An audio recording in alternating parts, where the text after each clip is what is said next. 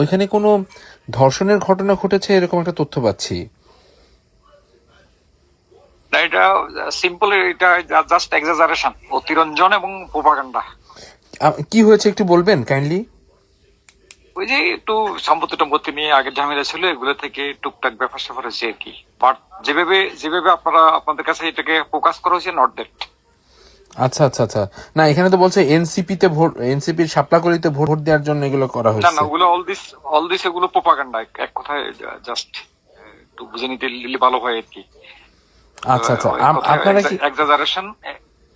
আচ্ছা আপনারা কি কোনো তদন্ত শুরু করেছেন?